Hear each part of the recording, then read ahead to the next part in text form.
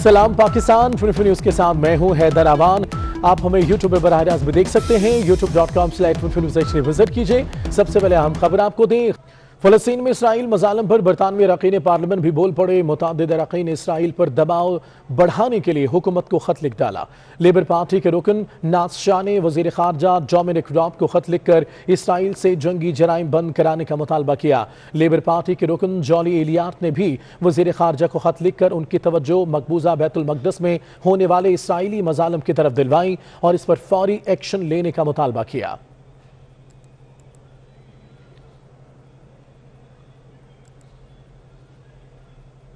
Israeli बर्बरियत की मजीद भी बात करेंगे। अभी आपको इस्लामाबाद ले चलते हैं, जहां मरियम औरंगजेब मीडिया से गुफ्तगू कर रही हैं। और उसके ऊपर हदायत क्यों बिजली, गैस, दवाई, LNG को चोरों को पकड़ा जाए, वो इसलिए नहीं की जाती कि उनका मरकजी किरदार इमरान खान है। इमरान खान अपने कार्टल्स और माफिया का सहूलतकार है। लेकिन इससे पहले कि मैं पॉलिटिकल बात आपको बताऊं कि ये क्यों कल ट्वीट की फवाद चौधरी ने, मैं आपको हुदैबिया मिल्स के बारे में कुछ हकायक जो कह रहे हैं ना, हकायक सामने आए हैं कि पाकिस्तान की आवाम हकायक जानती है। क्योंकि मुशर्रफ ने जब 2000 में हुदैबिया पेपर मिल्स का उस वक्त के डिक्टेटर ने जिसने आइन के ऊपर शब खून मारा, उसकी कोई सजा नहीं, उसकी कोई सजा नहीं। जिसने आइन तोड़ा, आइन शिकनी की, जो वाहिद डिक्टेटर है जिसने मुल्क के अंदर 2000 में मुंतखब वजीर आजम को जैसे पहले आइन शिकन जमहूरियत पे हमला करते आए हैं, उन्होंने 2000 में ये केस बनाया। 1992 में कहा कि हुदैबिया पेपर मिल्स के ऊपर मनी लॉन्ड्रिंग हुई। 2000 में ये केस बना, मुशर्रफ ने बनाया। नैब को 2 साल लगे रेफरेंस दायर करने में। और जिस वक्त ये केस बनाया गया था, उस वक्त पूरे पाकिस्तान में कहा गया कि नवाज शरीफ, शहबाज शरीफ और शरीफ खानदान ने मनी लॉन्ड्रिंग की है 1992 में हुदैबिया पेपर मिल्स के जरिए। और 2000 में ये केस बनाया गया। 2000 के बाद क्राइम 1992 का याद रहे, 2000 में डिक्टेटर ने ये केस बनाया। 2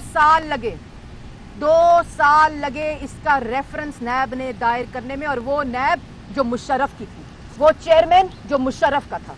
उसके बाद 2011 में लाहौर हाई कोर्ट ने कि 2 मेंबर बेंच ने ये कहा कि एक ने कहा कि इसके ऊपर फर्दर इन्वेस्टिगेशन नहीं हो सकती क्योंकि कोई नैब के पास सबूत मौजूद नहीं है। और जब प्रोसिक्यूटर जनरल पेश हुए तो उन्होंने कहा कि शरीफ खानदान के खिलाफ नाकाफी सबूत हैं इस केस को बनाने के लिए। जो केस था वो रेफरी जज के पास गया। 2014 में 3 मेंबर रेफरी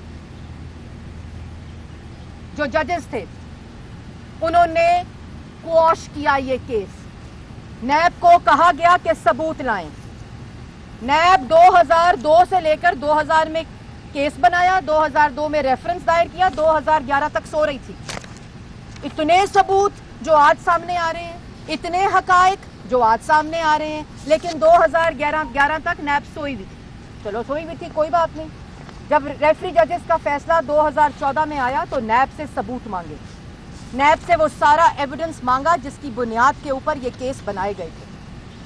तमाम चीजें लाहौर हाई कोर्ट के सामने रखी गई। 2014 में लाहौर हाई कोर्ट के 3 मेंबर जजेस ने इसको क्वॉश किया कि नैब के पास कोई सबूत मौजूद नहीं है। उसके बाद आपको याद होगा पैनामा पेपर्स की साजिश की गई। पैनामा पेपर्स के दौरान नैब ने दोबारा सुप्रीम कोर्ट में कहा और सुप्रीम कोर्ट के जजेस ने नैब को डायरेक्शन दी कि इसके ऊपर आकर दलाइल दें। नैब अपने कागजात जो आज हकायक सामने आए हैं वो कागजात लेकर गई। जब वो कागजात लेकर गई तो 2017 में दोबारा हुदैबिया पेपर मिल क्वॉश हुआ। लाहौर हाई कोर्ट का फैसला अपहोल्ड हुआ। 2018 अक्टूबर में ये कहते हैं ये इन्वेस्टिगेट नहीं हुआ। जितना हुदैबिया पेपर मिल इन्वेस्टिगेट हुआ है उतना अगर न्याजी सर्विसेज इन्वेस्टिगेट होती तो आज इमरान साहब जेल में होते, हथकड़ियां लगी होती। उसके बाद 2018 में जब 17 में नैब दोबारा अपील में गई सुप्रीम कोर्ट के ऑर्डर के खिलाफ, जिन्होंने अप होल्ड किया लाहौर हाई कोर्ट का ऑर्डर, तो अक्टूबर 2018 में नैब को सुनने के बाद सुप्रीम कोर्ट ने मुस्तरद की नैब की अपील और क्वॉशमेंट की हुदैबिया पेपर मिल्स की। यह है इसकी हकीकत। लेकिन ये झूठे, जब इनको कोई जवाब देने की बारी आती है, जब कोई नाकामी सामने आती है, बोरियां लेकर आए चावलों की, फितराने और ज़कात के पैसे लेकर आए जिस मुल्क में सीपेक आ रहा था। सऊदी अरेबिया के कर्जे वापस करने के लिए चीन से कर्जे ले रहे हैं। मुल्क को 2.5 साल में 15,000 अरब का कर्जा लाद दिया। मरियम औरंगजेब मीडिया से गुफ्तगू कर रहे थे, आपने मुलाहिजा किया। यह वक्त हो एक ब्रेक का। हमारे साथ देखिए, मुल्क में कोरोना मजीद 113 अफराद की जान ले गया है। गुज़िश्ता 24 घंटों में 3084 मुस्बत केसेस भी रिपोर्ट हुए, जबकि कोरोना मुस्बत केसेस की शरह 7.93% रही। मुल्क में कोरोना मजीद 113 अफराद की जान ले गया। गुज़िश्ता 24 घंटों में 3084 मुस्बत केसेस रिपोर्ट हुए, जबकि कोरोना मुस्बत केसेस की शरह 7.93% रही। पंजाब में सबसे ज्यादा केसेस सामने आए, 32,851 मुस्बत केसेस रहे, जबकि मुल्क में अब तक कोरोना से 18,993 अमवात हुई हैं।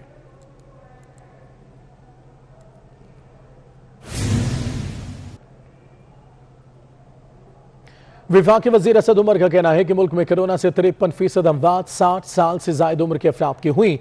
वायरस से सिर्फ 9% अमवात 40 से कम उम्र अफराद की हुई। ट्वीट पैगाम में लिखा है कि पाकिस्तान की सिर्फ 7% आबादी 60 साल की उम्र से ज्यादा है। इसके बरक्स पाकिस्तान की 77% आबादी 40 साल की उम्र से कम है। विफाकी वजीर असद उमर का कहना है कि मुल्क में कोरोना से 53% अमवात 60 साल से ज्यादा उम्र के अफराद की हुई। वायरस से सिर्फ 9% अमवात 40 से कम उम्र अफराद की हुई।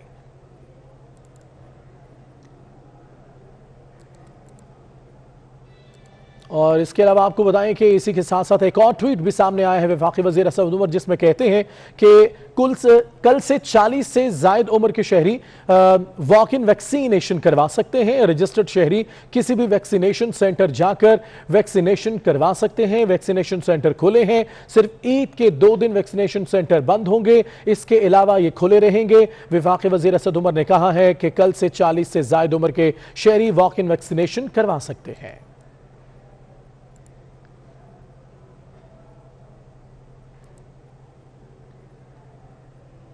कराची के एक्सपो सेंटर में शहरियों की कोरोना वैक्सीनेशन जारी है। शहर के सबसे बड़े वैक्सीनेशन सेंटर पर शहरियों का रश है। मज़ीद तफसीलात क्या है, किफ़ायत अली शाह से जानते हैं। किफ़ायत, क्या हालात है यहाँ के, आपको बताइए।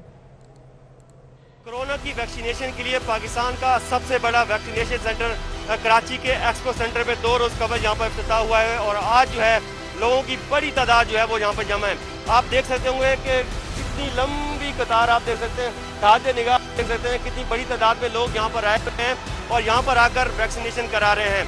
ये बाहर का मंजर उन्होंने आपको दिखाया, अंदर की क्या सूरत हाल है, आइए हम आपको अंदर जाकर दिखाते हैं।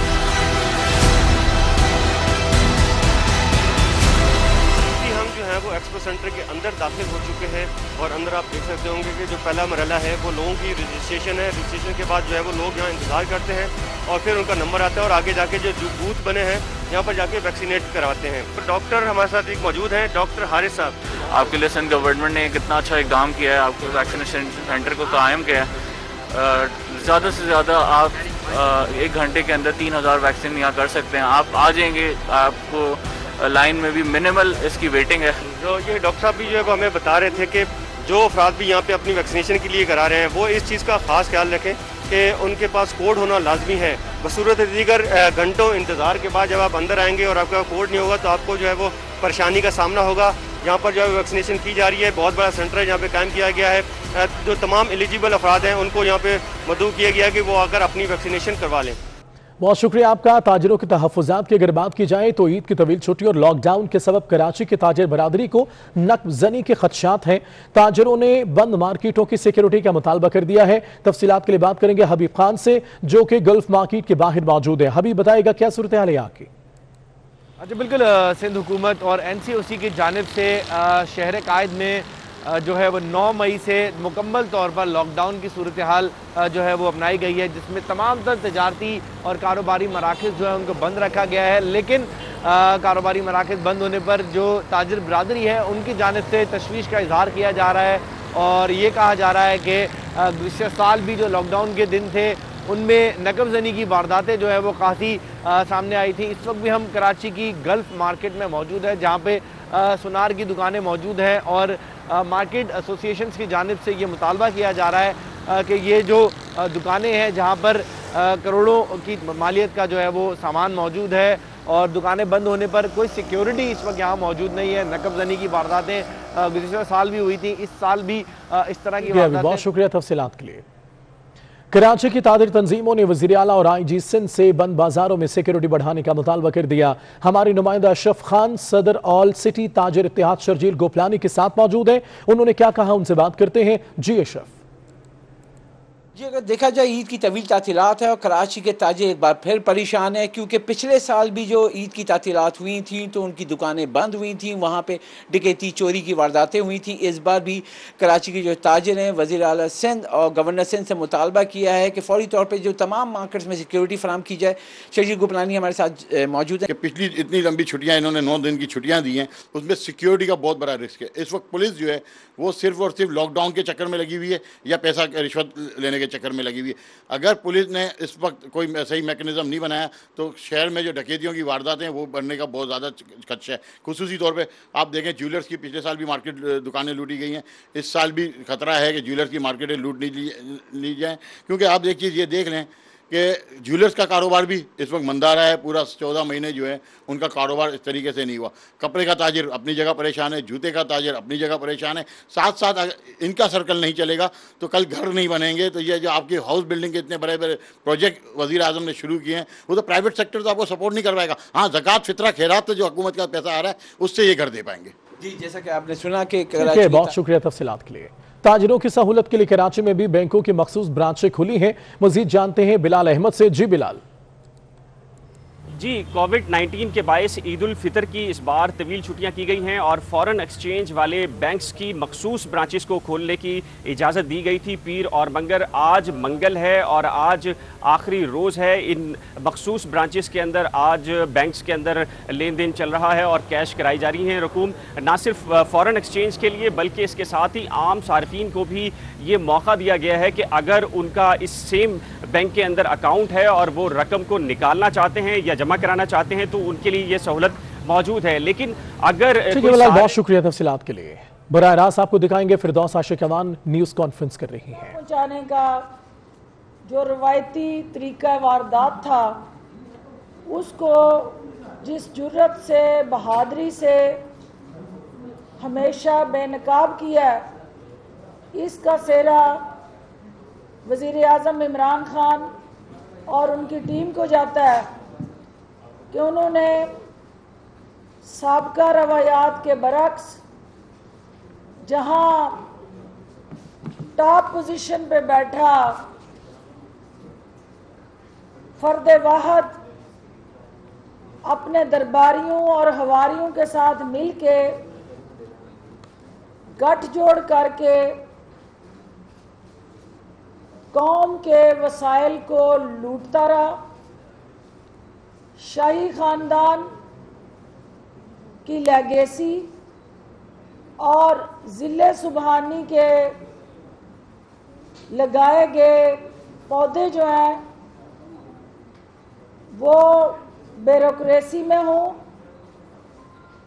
ब्यूरोक्रेसी के बाहर किसी भी इंतज़ामी अख्तियारात को इंजॉय कर रहे हों, वो कहीं ना कहीं अपने उन आकाओं की फुटप्रिंट्स को फॉलो करते नज़र आते हैं। ऐसा ही एक प्रोजेक्ट जो है वज़ीर आज़म इमरान खान ने अवाम की फलाह बहबूद के लिए इस्लामाबाद और रावलपिंडी में जो ट्रैफिक का लोड था उसको कम करने के लिए और इस्लामाबाद शहर की खूबसूरती को हर हाल में मुकद्दम रखने के लिए और सियाहती एतबार से इस शहर को दीगर शहरों के साथ मरी और हमारे जितने भी तफरीही मकामात हैं उन तक उन सियाहों की रसाई को आसान बनाने के लिए रिंग रोड रावलपिंडी का मंसूबा शुरू किया। इस रिंग रोड मंसूबे के अंदर जो इनिशियली इसकी अप्रूवल दे के इस मंसूबे को पाया तकमील तक पहुंचाने के लिए एक टाइमलाइन और एक रोड मैप तय किया गया। इस मंसूबे फिरदौस आशिक मीडिया से गुफ्तगू कर रही थी। आपने बोला ज़किया न्यूज़ स्टूडियो से फिल्म कितना